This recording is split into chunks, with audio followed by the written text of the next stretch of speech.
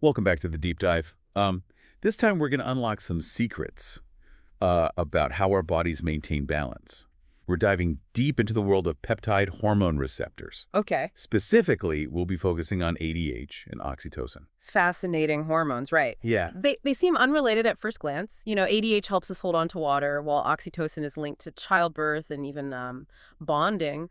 But they actually operate using remarkably similar receptor mechanisms. Yeah, that's what's so cool about this deep dive. You wanted to understand how these receptors work at a molecular level. Right. And we've got a stack of sources ready to break down. Textbook chapters, research articles, even some notes on microdomains. Right. Before we get into the specifics of ADH and oxytocin, it helps to understand that they belong to a family of signaling molecules called peptide hormones. And these hormones can't, just barge into a cell and start calling the shots. They need a way to communicate their message. And that's where receptors come in. So the receptors are like the cell's messengers. They're more like highly specialized bouncers, actually. Okay. Think of a cell like a nightclub, but with very exclusive entry. Peptide hormones, like our VIPs, ADH and oxytocin, need the right pass to get in, and that's the receptor. And in this case, both of these hormones use a type of receptor called a G protein-coupled receptor, or GPCR. Ah, GPCRs. Those are like molecular switches, right? Yeah. Flipping between states to send signals inside the cell. Precisely.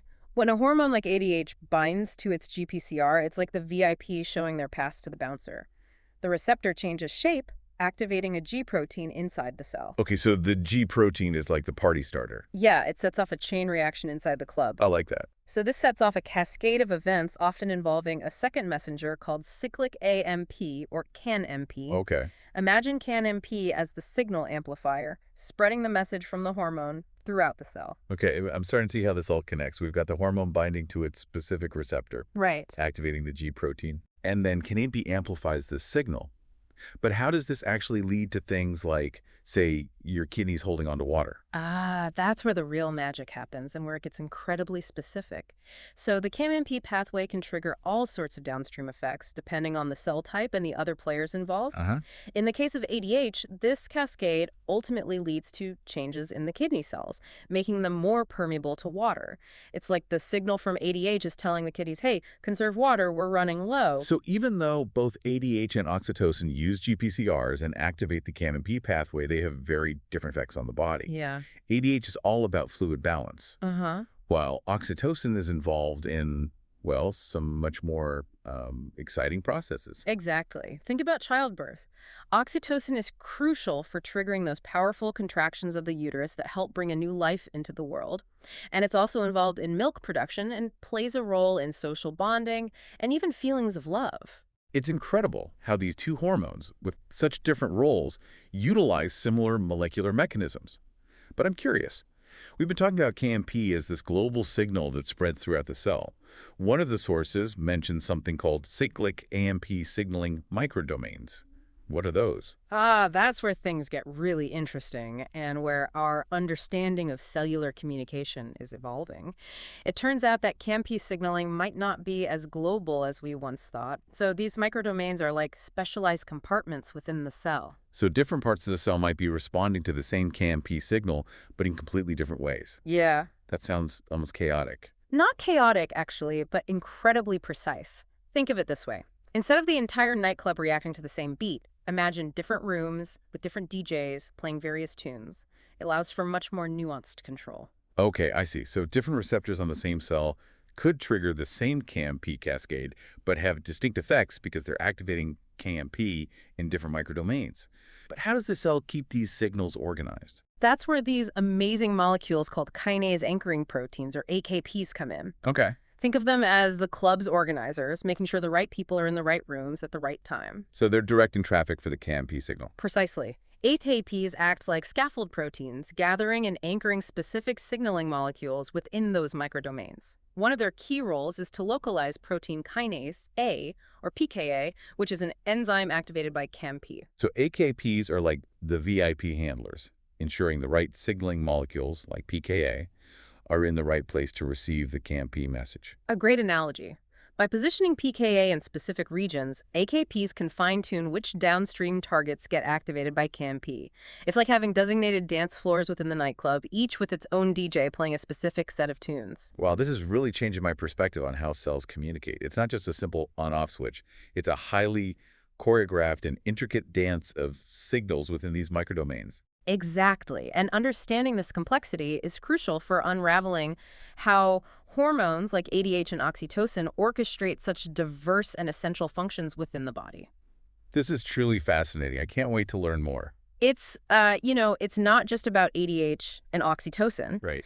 Our sources also touched on thyroid hormone receptors. Okay. They're not peptide hormone receptors, but they offer a fascinating parallel in how they control gene expression. Okay, remind me, how do those work again? I remember they play a big role in metabolism, right? Right. Thyroid hormone receptors, or TRs, bind to thyroid hormone Uh-huh. and then directly influence which genes are turned on or off. Oh, Like, it's like having a direct line to the cell's control center, the DNA. so unlike peptide hormones that use those intricate signaling pathways with G proteins and KMP, thyroid hormones kind of go straight to the source. Exactly. But what's fascinating is that both systems rely on these molecular partners called cofactors. Hmm. They can either enhance or suppress gene expression. It's like having a team of advisors, some urging action, others urging caution, influencing the ultimate decision. So in the case of thyroid hormone receptors, some cofactors might help activate genes when the hormone is present, while others might keep those genes silent when the hormone is absent. Precisely. And one example that really stood out in the research involves two co-repressors called NCICR and SMRT. Right. They work with TRs to keep certain genes turned off unless thyroid hormone is around. Co-repressors, those are like the bouncers, making sure only the right people get into the VIP area of the cell's DNA. A perfect analogy. And to understand how crucial these co-repressors are, scientists did some really cool experiments with mice. Okay. They overexpressed a dominant negative form of NCR called NCORI, specifically in the liver. Dominant negative, that sounds kind of ominous. What does that even mean? Well, think of it like this. NCORI is like a wrench thrown into the machinery, specifically the machinery that normally keeps certain genes quiet. It disrupts the normal silencing function of NCR. So by messing with NCR, the researchers could see what happened when those genes weren't properly silenced. Exactly. And they found some really interesting things. Okay. First, even without thyroid hormone present, the genes that were normally kept quiet by NCR were more active in these mice. It's like those genes were given a free pass to express themselves, even though the signal to do so wasn't there. Wow, so just disrupting that one co-repressor had a measurable effect on gene expression. What else did they observe? Oh, they also noticed that the livers of these mice had a higher rate of cell division compared to normal mice. This suggests that NCR might actually play a role in keeping cell growth in check, a bit like a braking system. So it's not just about silencing genes, but potentially about preventing uncontrolled cell growth, like the hallmark of cancer. That's a pretty big deal. It is, and it makes you realize how interconnected these seemingly separate processes are. Gene regulation, cell growth, hormone signaling, it's all part of this delicate balance. This has given me a whole new appreciation for the complexity of these systems. But I'm still a bit fuzzy on those microdomains. It's such a mind-bending concept. I agree. It's one of the more challenging aspects of cell signaling, but also incredibly fascinating. Think of the cell like a city, with different neighborhoods specializing in different activities. Microdomains are like those neighborhoods, ensuring that everything runs smoothly and efficiently. So instead of CAMP spreading randomly throughout the cell, these microdomains confine the signal to specific areas, almost like having targeted zones of activity. Exactly. And remember those kinase anchoring proteins, or AKPs we talked about earlier. Right. They're key players in setting up these microdomains. They act like molecular Velcro, anchoring pKa, our CAMP-activated enzyme, to specific locations. Right. So AKPs are like the city planners, deciding where to build those specialized neighborhoods within the cell, and pKa is one of the key residents of those neighborhoods. Another great analogy. And what's even cooler is that there are different versions of pKa, called isoforms. Some float freely in the cytoplasm, while others are tethered to specific locations by AKPs. So it's like having different types of workers in the city, each with their own specialized skills and designated workspaces. It's becoming clear how the cell achieves this incredible level of control and specificity. And the source material got really detailed, even describing the molecular handshake that allows AKPs to bind to those tethered pKa enzymes. It involves a special structural motif called an amphipathic helix. Think of it as having two sides, one that loves water and one that hates it. This makes them perfect for sticking to other molecules. Like molecular Velcro, as you said before. Right. It's incredible how these tiny structural details ultimately dictate how signals are relayed and interpreted within the cell. This deep dive is really blowing my mind. Mine too. It's like peeling back the layers of an onion, Yeah. each layer revealing even more intricate details and connections. And just when you think you've grasped the basics, a whole new level of complexity emerges. It's both humbling and exhilarating. Absolutely, and it underscores how much we still have to learn about these fundamental processes of life. That was quite the journey, huh? I'm still processing everything we talked about, all those intricacies of peptide hormone receptors. Yeah, it really is mind-blowing how these tiny molecules and their receptors manage all these essential processes in our bodies, and we've only just started, really. It feels like we went deep, though. I feel like I have such a deeper appreciation for the complexity and elegance of these systems now. Absolutely.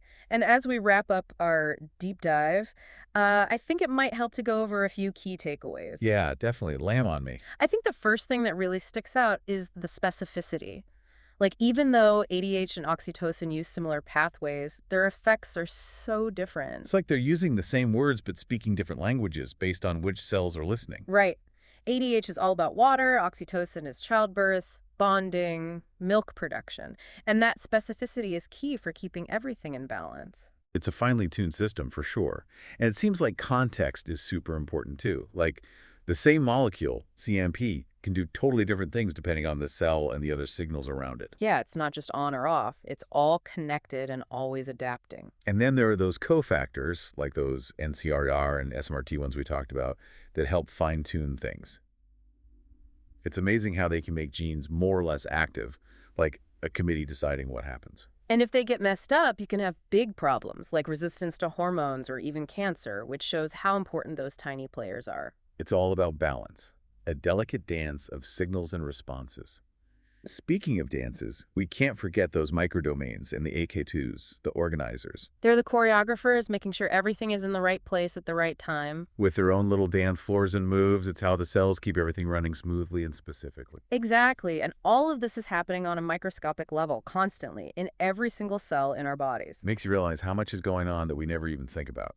Right. And there's still so much we don't know about these signaling networks. I think as we learn more, it'll completely change how we understand health and disease. That's the exciting part. Always something new to discover.